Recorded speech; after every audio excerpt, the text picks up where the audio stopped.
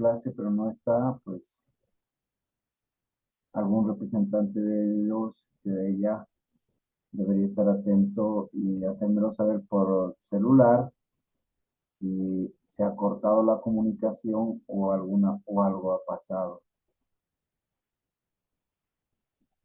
El término de insuficiencia respiratoria crónica, que voy a empezar a compartir, es una patología que, a diferencia de lo crónico, obviamente, como les digo siempre a mis alumnos, una cosa es lo que se ve en el hospital y otra cosa es lo que se ve en la casa, ¿no? La medicina no se circunscribe al hospital, la medicina es un continuum de la vida misma. Si ustedes creen que es el hospital, la medicina, cuán alejados están de la verdad y cuán engañados están de lo que es en realidad el contexto de la medicina. Lo que debería hacerse en todo ámbito de toda enfermedad es la prevención, la promoción de la salud, situación que no se hace por cuestiones netamente económico-políticas, por intereses, ¿no? Y si ustedes no se han dado cuenta, pues no hay dinero que compre la salud. Para algunos sí, medio enfermitos están de la cabeza, estos pobres. Pero es así, para algunos sí. En ese contexto voy a hablar de la insuficiencia respiratoria crónica, que cómo se manifiesta, que normalmente no llegan a los hospitales a menos que se agudice. Por lo tanto, tenemos insuficiencia respiratoria aguda, la crónica que está en las casas, en los domicilios, de eso voy a hablar, y de los crónicos que se agudizan, que son una gran proporción de pacientes que llegan al hospital.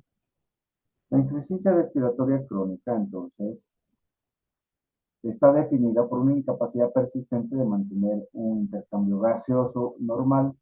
Antes que nada, espero que me den un consentido de que todo está bien, por favor. Lo escucho y se Sí, lo doctor. Ya. Entonces, la incapacidad correcta de oxigenar, de, digamos, incorporar y mezclar la sangre venosa con oxígeno proveniente del aire de la atmósfera y eliminar en forma correcta el anhídrido carbónico. A términos de nivel del mar, hablamos siempre de hipoxemia por debajo de 60, hipercamia por encima de 45, pero hemos determinado ya en la anterior clase qué es hipoxemia a nivel de 2.500 metros sobre el nivel del mar y qué es hipercapnia. Lo crónico conlleva siempre un, digamos, un motivo suficientemente largo que ha hecho que este paciente que esté con estos niveles bajos de oxígeno o de elevados de dióxido de carbono tenga mecanismos de compensación. Tú puedes estar sentado frente a un paciente respiratorio crónico y no te has dado cuenta de que está con una saturación baja. Recién del COVID se han empezado a dar cuenta de que la oximetría es importante, porque antes ni idea, pero por lo menos algo sabemos. Y hay cosas que debemos saber más. Los mecanismos que echa el organismo para compensar esta falta de oxígeno y que el paciente esté en su casa es un aumento de la respiración, un aumento de la frecuencia respiratoria y del volumen corriente llamado ventilación alveolar. Acuérdense ese producto de multiplicar la frecuencia respiratoria por el volumen alveolar efectivo, un aumento del contenido de oxígeno, haciendo de que la hipoxemia estimule la médula ósea para producir más glóbulos rojos.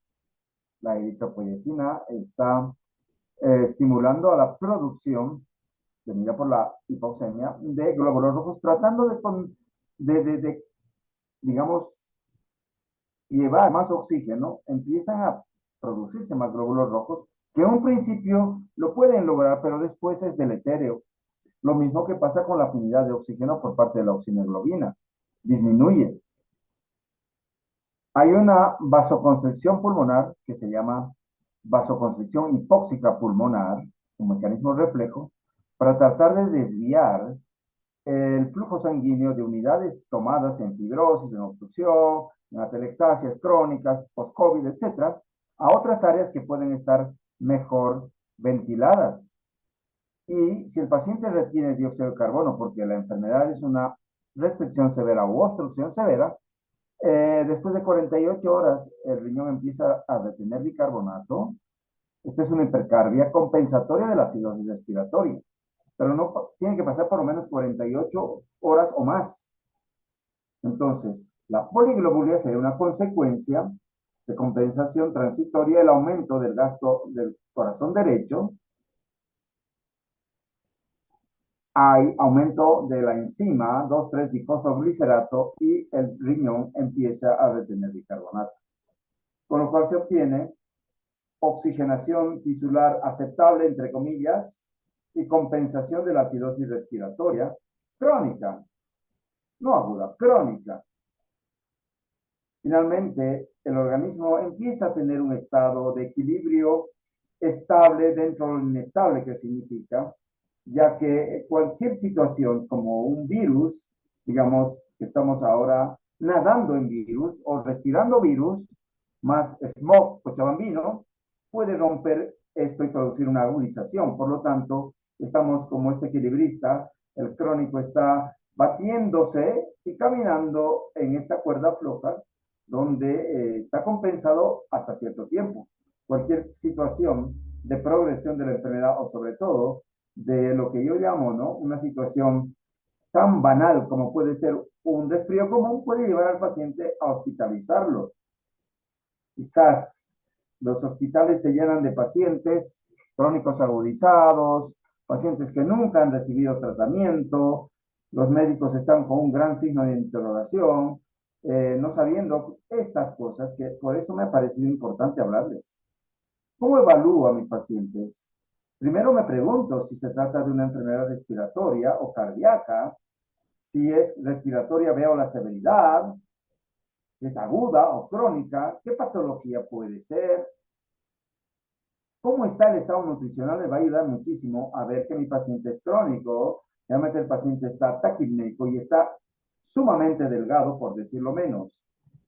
Y muchos de ellos tienen, aparte de depresión, una ansiedad que se transmite a la familia, que de por sí no puede contener, primero, porque no son capaces desde el punto de vista intelectual, no son capaces desde el punto de vista socioeconómico de poder valorar y contener a estos pacientes. ¿Y a quién creen que se lo pasan la pelotita?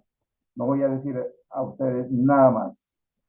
Pues el paciente también tiene que ser evaluado como este dibujo de Netter, donde se ve un pink puffer, un soplador rosado, que suele estar tranquilito, ni siquiera cianótico, pero está rosado. Está con pushing lips, está con la respiración rápida, soplando más rápido de lo normal, debería tener, digamos, 12 a 14 respiraciones y está con 26. Peso, talla, índice, masa corporal normalmente por debajo de lo que se considera hasta menos de 25, menos de 20. Habría que valorar el pliegue cutáneo del tríceps, las circunferencias del braquial para ver el músculo. Y hay algunos laboratorios que se pueden pedir, como la albúmina, transferrina, y suelen tener linfopenia. Pero claro, además, mi paciente tiene que tener previamente alguna causa respiratoria y ahí entra lo que se ha perdido ya en medicina, una correcta anamnesis, ¿no? Hay un posteo que he puesto en mi Facebook, dime que de qué aparentas y de qué careces. Eso es lo que yo veo ahora. Muchos doctorcitos que creen que pueden saber mucho y cuán alejados están de la verdad, pero se están autoengañando. Pero no importa. Una cosa es el reforzamiento en la autoestima y otra y en la fuerza que uno debe tener para emprender sus sueños, y otra cosa es el contexto. En este contexto mismo hay problemas de control de la respiración. Hay un paciente que puede tener apneas del sueño y si bien es hipoxémico,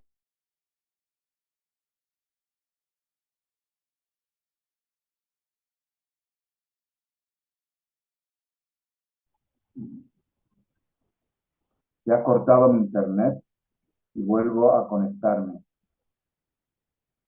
Me dicen si se ha vuelto a reinstituir, por favor, Sí, doctor, se ve la pantalla. y se cortó tantito, ¿no? Sí, doctor, fue unos segundos nomás. Y es que, ¿sabes qué? No voy a hablar mal de las prestadoras de internet, pero sí, es causa de ellos. Pensé que lo tengo al día todo. Bueno, problemas del sistema nervioso central, pacientes que han tenido un ACV, meningitis, tuberculosa, con secuelas, un paciente hipotiroideo, un paciente con síndrome de Ondina, que es más raro todavía, pero podría estar dentro de las causas de pacientes con alteración del control de la respiración y muchos de ellos van a requerir una terapia domiciliaria con ventilación mecánica con estos aparatos llamados CPAP, BiPAP, CPAP. Hay muchas modalidades que me gustaría hablarles el día de mañana para terminar. Pacientes que tienen secuelas de un trauma raquimedular, pacientes que tienen miastenia gravis mal controlada, pacientes que tienen distrofia muscular de Erbs-Duchenne y hay otras, pacientes que tienen síndrome de Pompe, pacientes que tienen secuelas de poliomielitis. Su servidor ha hecho su especialidad en el Hospital María Ferrer de Buenos Aires. En realidad lo he hecho en el Hospital de Clínicas, pero tenía una rotación repetida de casi 6 meses de pacientes respiratorios crónicos, donde este hospital estaba diseñado para ser justamente digamos, así como el COVID, se han creado hospitales, en este caso tipo domos, con pulmotores para asistir a los pacientes de aquella epidemia que hubo en 1950-56 en Latinoamérica y con gran brote en la Argentina. Estos son pulmotores, ¿ya? O respiración a presión negativa que genera presión negativa intra tanque, ¿no? Y obviamente esto se transmite al tórax para poder generar un proceso de incorporación de flujo por diferencia de presiones y exhalar en forma pasiva. Y muchos pacientes estaban meses, años, y cuando quedaban ya más o menos estables, venían 2 o 3 veces a la semana al hospital a recibir su terapia con pulmotores en la noche. Bueno, acá se me ha ido algo que debería estar antes y voy a tratar.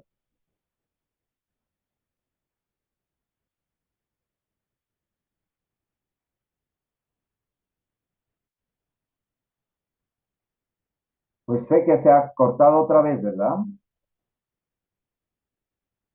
Ahora de nuevo estamos bien. Sí, doctor. Sí, doctor. Bueno, estoy desde mi consultorio y bah, es una empresa que es una empresa realmente. Pero como estamos en el país comunista de las mil maravillas, está todo bien.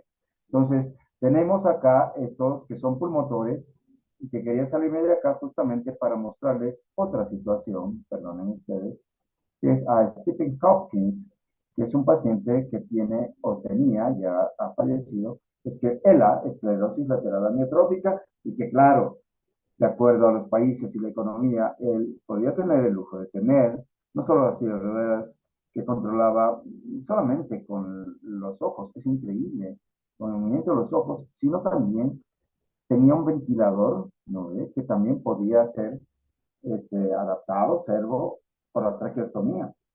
Un ventilador y ahí tenía esta situación. Bueno, pero los pobres vivimos o vivíamos en esa época con estos respiradores, hospitales, el Hospital María Ferrer de aquella vez, donde fíjense, niños sobre todo con secuelas de poliomielitis, ¿no? O sea, de ahí que no se puede creer como los que son antivacunas, y hay muchos médicos que yo llamo del colectivo estúpido, ¿no ve? De los, por no decir imbéciles, empiezan a propiciar noticias de que las vacunas, etcétera, etcétera, y las vacunas han salvado vidas. Nada más les muestro, estas son secuelas de la polio que dejó aquella epidemia. Pero bueno, y esta es una paciente en el Hospital María Ferrer que estaba crónicamente enferma y es una paciente que yo la he conocido. Obesos, hipoescolióticos, lesiones residuales de tuberculosis. Acá es importante hablar de, bueno, aparece una enfermedad que se llama eh, post-tuberculosis, Lung Disease, el PTLD. PTLD son ya una patología que habla del EPOC y del trastorno, sobre todo restrictivo o mixto, de secuelas de tuberculosis que han quedado soltados a la mano de Dios. Y como ustedes saben, los neumólogos, considerados en Latinoamérica erróneamente todavía broncopulmonares o tisiólogos, y aquí tusiólogos, pues tenemos que hacernos cargo de esto, ¿no? Y la verdad es que es injusto y hay mucho intrusismo de otras especialidades que con mucha soberbia empiezan a pedir tomografía, se han metido en el COVID, pero no tienen idea de lo que están haciendo, pero piden. Bueno, estos pacientes pueden tener terapia con esta máscara o interfase nasobucal de presión positiva, o esta otra que es ventilación mecánica domiciliaria. En este caso está hospitalizado con una máscara más grande o inclusive total face o full face. ¿Qué hacen estos ventiladores? Dan presión positiva, donde vemos la presión en centímetros de agua y tiempo. Entonces, lo normal es que tengamos una presión negativa o una presión exhalatoria positiva y así sucesivamente. Pero estos ventiladores tienen una presión de soporte que va de 10 a 12 centímetros de agua y dos presiones. Una inspiratoria, ¿ya? Que digamos podría sostener una presión más alta que la expiratoria. Esto es lo que llamamos B. B es de doble presión positiva en la vía respiratoria. Y una EPAP, que es la presión positiva al final de la expiración, que normalmente se aplica en ventilación mecánica de tipo invasiva, pero en la no invasiva o en la domiciliaria, el EPAP, pues generalmente se va regulando. En este caso se puso 10 y se puso una presión de 12 y la presión inspiratoria sería 10 más 12, 22 y la presión expiratoria sería 10 y eso genera un flujo de volumen que va modificándose de acuerdo al tiempo expiratorio y de acuerdo a el trigger que uno va, el trigger es la sensibilidad con la cual va a censar esta presión negativa acá que se puede modificar con el aparato. Allá en mi hospital también teníamos estos ponchos de ventilación mecánica no invasiva, que en realidad era lo mismo, el mismo, digamos, principio que los pulmotores, ¿no? Pues tener una presión subatmosférica negativa para generar el proceso inspiratorio y luego hacer, con diferencia de presión atmosférica, hacer el proceso exhalatorio pasivo. Bueno, otras causas pueden ser las obstrucciones de vías aéreas superiores. ¿Cuántos pacientes tenemos con secuelas de muchas enfermedades tumorales, secuelas de tuberculosis, laringe, estenosis traqueal idiopática, que no saben las terapias que solemos hacer los neumólogos intervencionistas y que hacen solamente traqueostomía y viven con traqueostomía? Entonces, la traqueostomía es transitoria.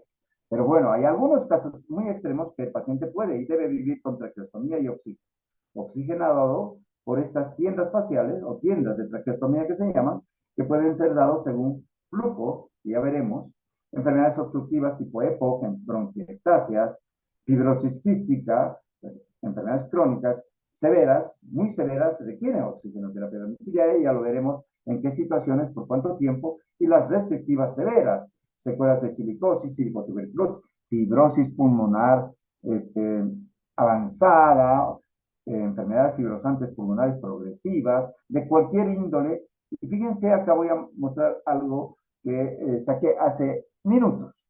Paciente con casi 70 años, 68 años de edad, que ha tenido un COVID en la tercera ola severa, casi crítico, estuvo en terapia con cánula nasal de alto flujo casi 2 meses y tiene secuelas de neumonía grave. La gente que no sabe dice post-COVID. El post-COVID no tiene que tener organicidad.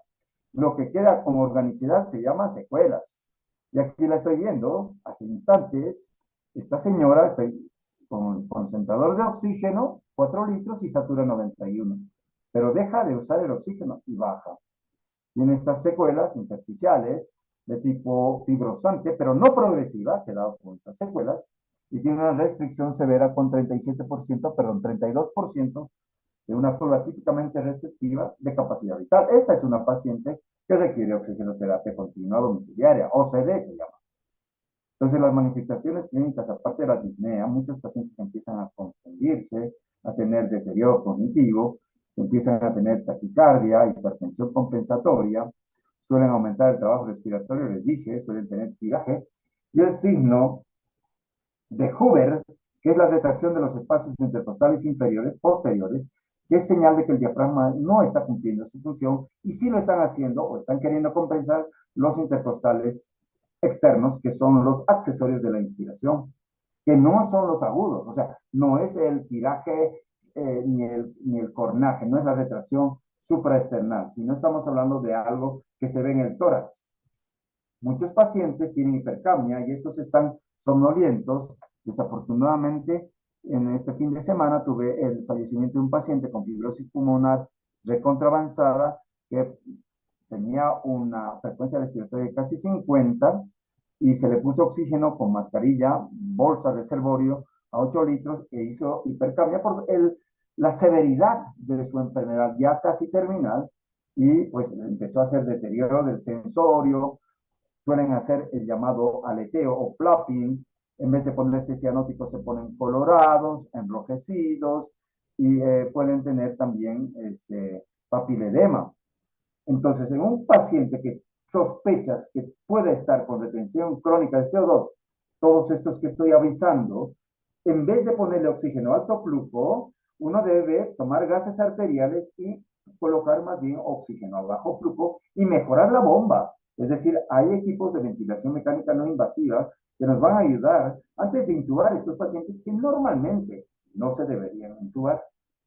Tenemos acá datos de cor pulmonar crónico por hipertensión pulmonar, por vasoconstricción hipóxica pulmonar, donde estos pacientes a 45 grados tienen una ingurgitación yugular de 1, 2, 3 sobre 3, poco colapsable con la inspiración, aprietas la zona subcostal y sueles palpar el reborde del hígado y está doloroso, sueles presionar con cuidado tanto esta zona o el abdomen, que muchas veces está con ascitis y hay reflujo hepatoyugular positivo y generalmente hay edema 1, 2 sobre 4 con fovea positiva en un paciente que se ve acá en el atlas de Letter sobredistendido, EPOC y con poliglobulia y un electrocardiograma que definitivamente te va a hacer decir que tiene un eje a la derecha o tiene datos de crecimiento de cavidades derechas con sobrecarga de presión y o volumen.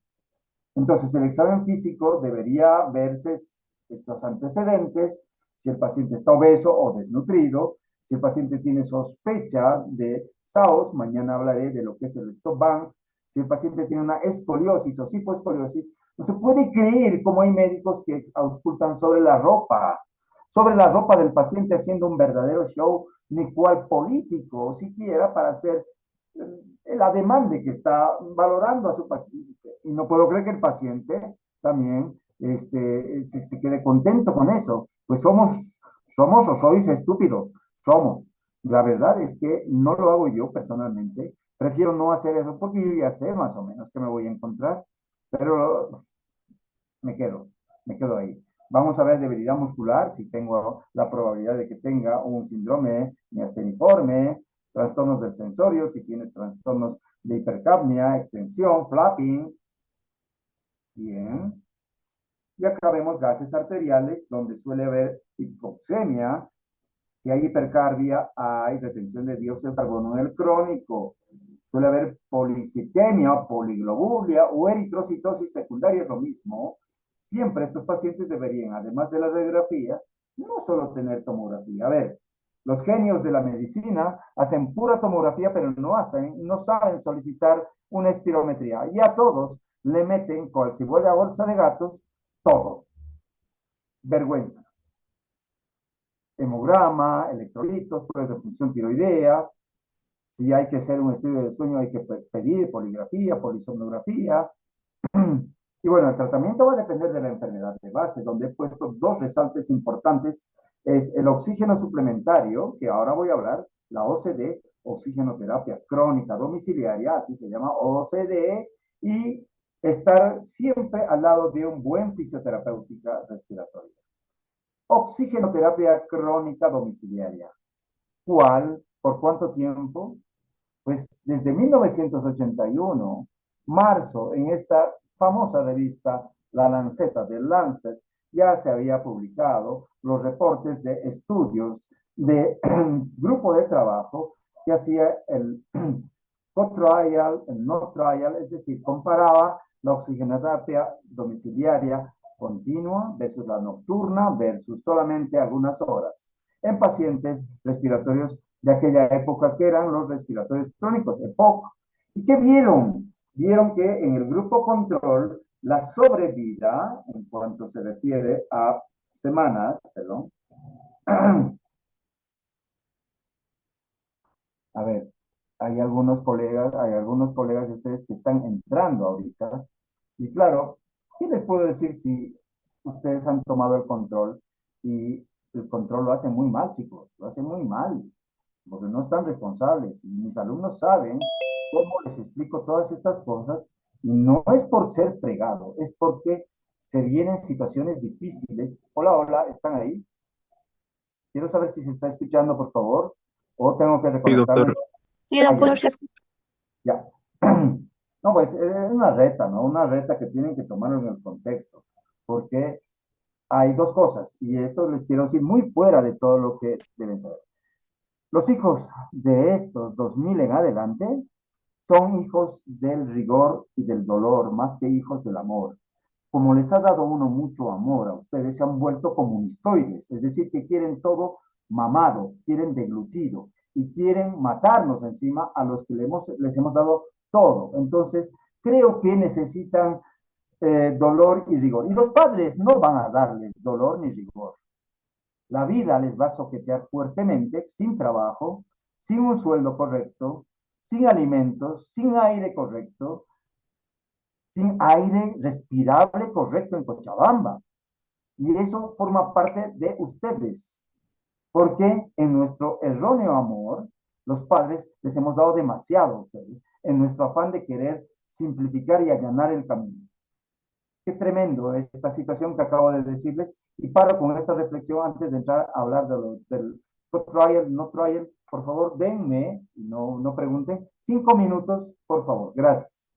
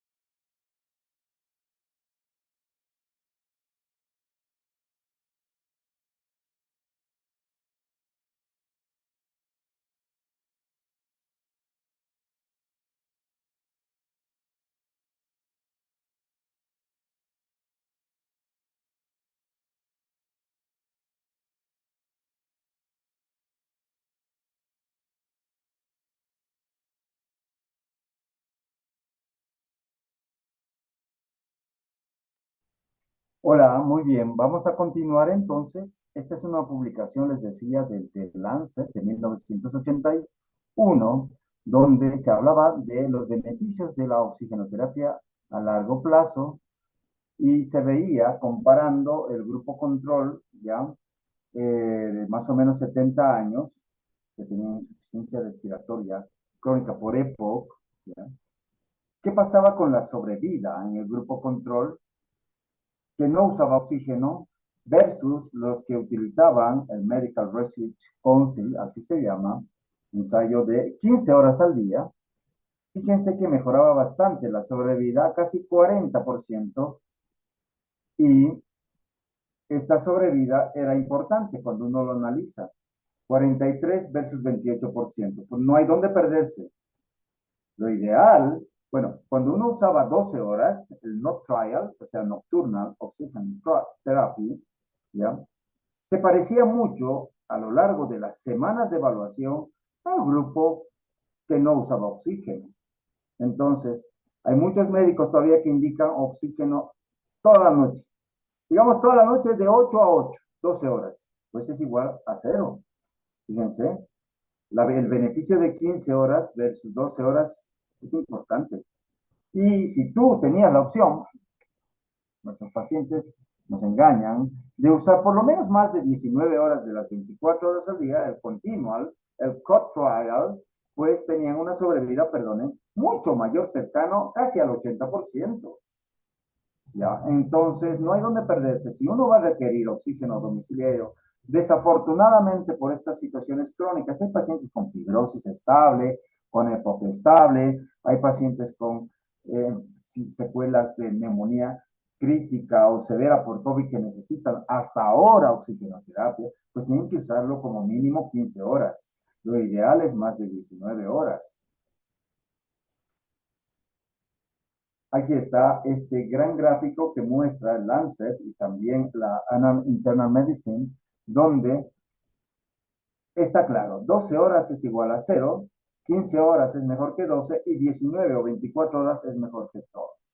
12 horas es igual a cero, 15 es lo mínimo para tener beneficios, lo que nosotros indicamos, 19 es mejor que 15 y mejor si es 24. ¿En qué pacientes está indicado? Bueno, en nuestro medio hemos quedado, hay una publicación y va a salir el libro del doctor Alfredo Maldonado, mi profesor, mi docente, mi mentor en neumología, que él ha estudiado y habla en Cochabamba, que y también hay médicos en la ciudad de La Paz, pero claro, es otra altitud, que los pacientes que tienen que usar en Cochabamba tienen que tener una PO2, pero bien, hecha bien en gasometría, con una enfermedad, digamos, restrictiva, obstructiva, o las que yo estoy mencionando, que no haya agudización reciente, que esté estable, con una PO2 por debajo de 50, confirmada, o una enfermedad EPOC o restricción, o lo que sea, que esté correctamente tratado y que tenga entre 50 y 55, pero además se detecta hipertensión pulmonar en una ecocardio estimada, una poliglobulia o eritrocitosis por encima de 55 o datos de sobrecarga ventricular derecha o por pulmonales, como les he mencionado en la clínica. Con que esté entre 50 y 55 y que tenga una de estas, ya puedes indicar oxigenoterapia domiciliaria. O tenga una enfermedad diferente a una respiración crónica, una insuficiencia cardíaca, una neoplasia, donde también su PO2 está por debajo de 50, pues el doctor le tiene que indicar oxigenoterapia. Estos conceptos no son manejados habitualmente. Y en otros lugares, donde la seguridad social o la verdadera asistencia de Estado, si es que hay, se ocupa de los respiradores crónicos y proveen, después de 3 meses de darles tubos de oxígeno, como hacíamos antes en nuestra Caja Nacional, de 10 a 12 tubos mensuales a nuestros pacientes que más bien se hospitalizaban por esto. Pues no, estos pacientes tienen que estar en casa. Y después de 3 meses o 6 meses se hacía un trámite para que, bueno, esto no llegó a completarse, pero en otros lugares la seguridad social, digamos, la pagadora del seguro de estos pacientes, les dé oxígeno por concentrador. Mejora la supervivencia, mejora la hipertensión pulmonar, reduce la poliglobulia, mejora la calidad de vida, mejora la sobrevida mejora los ingresos, reduce los ingresos hospitalarios, fármacos, arritmias cardíacas, etcétera. ¿Qué sistemas de administración de oxígeno ambulatorio tenemos? Tenemos de la bombona o tubo de gas, ¿no? De 6 metros cúbicos, hasta los concentradores de oxígeno que pueden ser de uso domiciliario, portátil y oxígeno líquido en domicilio y también portátiles. De que tenemos oxígeno con cilindro de gas comprimido, ¿ya? Y el oxígeno líquido portátil o también en la casa tenemos cilindros portátiles, que es lo más frecuente, tenemos también oxígeno a baterías portátil y una serie de gamas que realmente enriquecen, hola, ¿se está escuchando, chicos? Sí, Sí, doctor, se doctor. escucha. Sí, doctor. Enriquecen todo lo que debería utilizarse. Y como suelo ser bastante reclamón, no puedo creer cómo hay pacientes que tienen fallo renal y entran a diálisis, maravilloso, se hace cargo el Estado, entran a diálisis y se les puede hacer trasplante renal, si así lo amerita, en forma que soporta, hay un soporte, ¿ya? En los respiratorios, en los cardiópatas también, ¿no? O sea, desde el marcapaso, desde muchas situaciones de estas que pueden ser asistidas por la seguridad social, en nuestro hospital, en nuestra seguridad social, ¿no? Estos pacientes están desprotegidos. Yo lo hablaba ya, soy médico hace muchos años, muchísimos años, básicamente, no les voy a decir los años porque da un poco de vergüenza, pero nada ha cambiado. Sí hay esto, pero es netamente costeado por el paciente. El oxígeno por tubo o por bombona o llamada también sí, gas comprimido, es barato, entre comillas, tiene un flujo máximo que puede dar inclusive hasta 15, está bastante disponible, ahora ha bajado, en el COVID era tremendo, no necesitas mucho mantenimiento, es pesado, difícilmente portátil, transportar, yo de un consultorio al otro acá tengo que hacer mucha, mucha fuerza, necesita cambios repetidos según el tiempo de uso, eh, entonces hay otras fuentes. El concentrador de oxígeno o generador, dice la gente, en realidad tiene dentro del equipo un filtro molecular que va a aspirar el oxígeno de la atmósfera y ahí tiene un filtro que saca lo que no le conviene, que es nitrógeno, y solo concentra en otro receptáculo oxígeno casi puro, ¿ya? Con un compresor eléctrico, la duración suele ser continua, aunque tiene recomendaciones según el fabricante. La movilidad es mucho más portátil, pues, ya que pesa 20, máximo 25 kilos. Por lo tanto, tiene rueditas y se puede movilizar de una habitación a otra, como se ve acá. Tiene ventajas. Las ventajas es el tiempo de uso que no necesitas recambiar. Las desventajas es que si se te acaba la energía eléctrica, pues sonaste. Tienes que ponerle siempre acá humidificador y es agua destilada más que suero fisiológico, porque el suero fisiológico tiene sales que obstruyen un filtro que suele tener acá dentro del humidificador. En algunos casos se indica, sobre todo en viajes aéreos. No voy a viajar, doctor. En viajes de corta distancia habitualmente no hay necesidad de hacer uh, terapia sustitutiva de oxígeno, pero si va a ser más de 6, 12 horas de viaje con altitudes bastante importantes donde va a haber hipoxia hipovárica, se calcula si el paciente va a requerir oxígeno y cuánto va a ser tu PO2 a cierta altitud. Digamos, 0.294 por la presión de oxígeno que está, gasometría del paciente, ¿ya? Sobre 0.086, ¿ya? Por el PEP sub 1 más 23.2. Son una fórmula que más o menos te calcula cuál es la PO2 predicha si va a subir a 3.000 o más de 3.000 metros sobre el nivel del mar. Esto, digamos, si vas a ir a La Paz. Y también hay ecuaciones de este tipo para altitudes de 8.000 metros, digamos, en cabinas de avión. El gas líquido es otro sistema de oxígeno que tiene un reservorio que suele estar en el domicilio, tiene que tener el domicilio una estructura importante, nada inflamable, tiene 32 litros de oxígeno que en condiciones normales es, digamos, reservado, es almacenado en forma líquida, pero por una reacción química, al abrirse, se transforma este líquido en gaseoso. Y se puede cargar inclusive en mochilas, ¿no? Mochilas que tienen una duración larga, pero como les decía, se necesita una infraestructura elevada y es bastante oneroso. Las mochilitas de oxígeno líquido son ligeras, muy portátiles, de alto costo, riesgo de quemadura siempre está presente en todos los oxígenos, más en el líquido, ¿ya? ¿Cuáles son los riesgos de la oxigenoterapia? Es un gas inflamable. Ya le he dicho que no es nomás meterle como inflar la llanta de tu automóvil, ¿no? Abrir el oxígeno para saturar, qué sé yo. Los necios lo hacen habitualmente sin valorar todos estos pequeños detalles que estamos hablando que significan la diferencia en que te vaya bien y mal.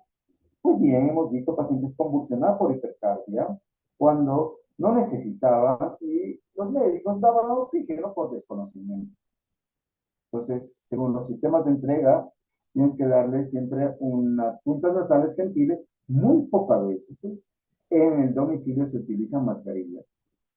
Sobre todo usamos mascarilla cuando usamos sistema Venturi en algunos casos, pero normalmente es puntas nasales. Por último, voy a terminar, porque es corta esta charla, pero me parece muy importante, los mitos y falacias de médicos y también de la gente. Me produce dependencia y me voy a acostumbrar, doctor.